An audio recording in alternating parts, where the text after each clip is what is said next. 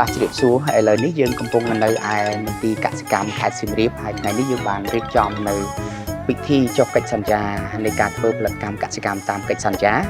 ដែលក្នុងនោះមានការរៀបចំឡើងនៅការធ្វើកិច្ចសន្យារវាងសហគមន៍កសិកម្មទំនើបចំនួន2គឺសហគមន៍កសិកម្មទំនើបសសីនិងសហគមន៍កសិកម្មទំនើបស្រូវនាងអំជាមួយនឹងកសិដ្ឋានគិរីទេសដែលជាការរៀបចំនោះគឺយើងគ្រោងនឹងរៀបចំជាការធ្វើផលិតកម្មទេសលើផ្ទៃដីចំនួន10ហិកតាដែលក្នុងនោះគឺ5ហិកតាម្នាក់សម្រាប់សហគមន៍នីមួយៗដើម្បីធ្វើការលក់ផ្ទាល់ទៅកាន់កសិដ្ឋានគិរីទេសតែម្ដង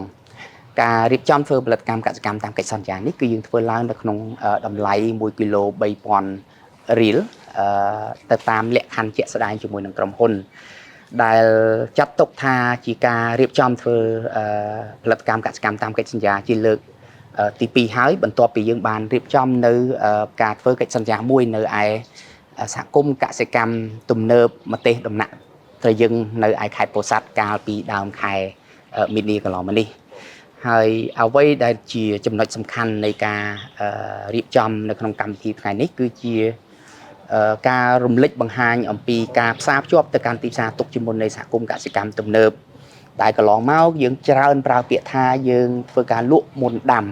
ពីព្រោះការរៀបចំនៅទីផ្សារទុកជាមុនរបស់សហគមន៍កសិកម្មទំនើបនេះគឺមានភាពចាំបាច់ណាស់ដើម្បីផ្ដល់ភាពច្បាស់លាស់ទៅដល់កសិករទាំងបច្ចេកទេសទាំងទីផ្សារអ្វីដែលយើងនៅរងចាំមើលគឺតែទិន្នផលទេដរាបណាយើងអាចទទួលបានទិន្នផលដោយការរំពឹងទុកនោះយើងឃើញថាកសិកររបស់យើងនឹងទទួលបានប្រាក់ចំណេញហើយជាគោលការណ៍របស់យើងនោះគឺនៅពេលដែលកសិករគាត់ព្រមចងក្រងគ្នាទៅជាសហគមន៍កសិកម្មទំនើបគាត់នឹងទទួលបាននៅការគ្រប់គ្រងខាងផ្នែកទុនខាងផ្នែកបច្ចេកទេសហើយនិងផ្នែកទីផ្សារ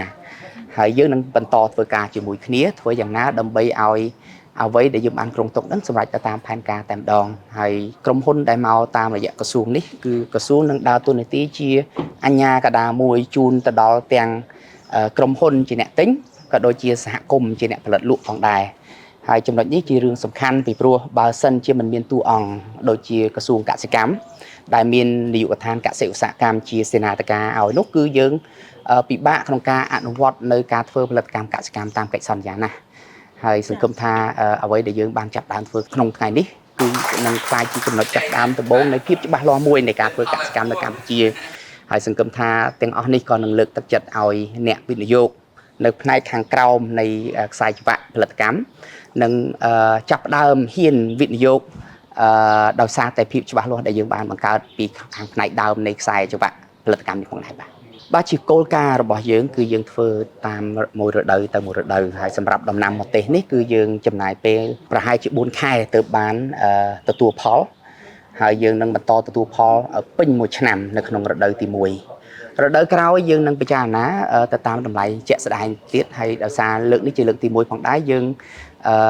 ចាត់ទុកថាយើងធ្វើការមួយរដូវជាមួយគ្នាសិនចុះបាទកន្លងមកយើងបានធ្វើផលិតកម្មកសិកម្មតាមកិច្ចសន្យាស្ទើរតែលើមុខដំណាំសំខាន់ដែលយើងមានរួចទៅហើយយើងធ្លាប់បានធ្វើពាក់ព័ន្ធនឹងស្រូវយើងធ្លាប់ធ្វើពាក់ព័ន្ធនឹងបន្លែហើយនៅក្នុងសប្តាហ៍ក្រោយនេះយើងនឹងរៀបចំធ្វើសម្រាប់ដំណាំចន្ទទីហើយនិងដំណាំម្រេចផងដែរ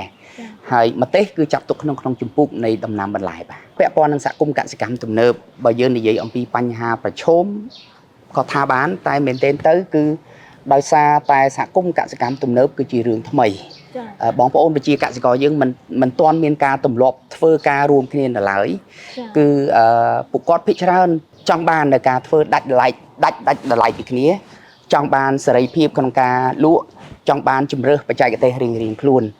តែសហគមន៍កសិកម្មទំនើបគឺជាប្រភេទសហគមន៍ដែលមានសមាហរណកម្មខ្ពស់ខាងផ្នែកផលិតកម្ម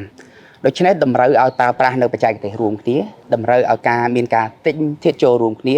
តម្រូវឲ្យមានការគ្រប់គ្រងរួមគ្នានិងតម្រូវឲ្យមានការលក់រួមគ្នា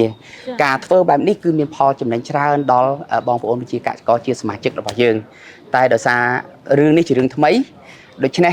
មានបងប្អូនមួយចំនួនគាត់នៅរងចាំមើលសិនបើពិតជាមានផលចំណេញគាត់រំពឹងថានឹងចូលបន្ថែមទៀតហើយយើងក៏ចង់ទុកពេលវេលាសមរម្យដើម្បីជូនបងប្អូនកសិករយើងសង្កេតមើលដែរពីព្រោះអ្វីដែលយើងកំពុងរុញផ្សព្វផ្សាយជូនដល់កសិករនេះសុទ្ធសឹងតែជាអ្វីដែលយើងគិតថានឹងផ្ដល់អត្ថប្រយោជន៍ច្រើនដល់កសិករហើយក្នុងនាមជាអាណាព្យាបាលនៃកសិករកម្ពុជា ក្រសួងដាច់ខាតមិនលើកទឹកចិត្តនៅអ្វីដែលមិនបានផ្ដល់ផលចំណេញពិតប្រាកដដល់កសិករនោះទេបាទខ្ញុំក៏សូមយកឱកាសនេះដើម្បីផ្ញើជាសារជូនដល់បងប្អូនកសិករដែលកំពុងធ្វើផលិតកម្មដំណាំចម្រុះមុខជាពិសេសដំណាំយុទ្ធសាស្ត្ររបស់កម្ពុជាឲ្យបានយល់ថាការធ្វើផលិតកម្មកសិកម្មតាមកិច្ចសន្យាគឺជាអ្វីដែលក្រសួងលើកទឹកចិត្តនិងកំពុងតែជំរុញដើម្បីធ្វើយ៉ាងណាផ្ដល់ភាពច្បាស់លាស់ជូនដល់បងប្អូនកសិករក្នុងគោលដៅកាត់បន្ថយនៅហានិភ័យពីទីផ្សារហើយនេះគឺជាអត្ថប្រយោជន៍មួយក្នុងចំណោមអត្ថប្រយោជន៍ជាច្រើនទៀតដែលបងប្អូនប្រជាកសិករទទួលបានពីការចូលរួមជាមួយសហគមន៍កសិកម្ម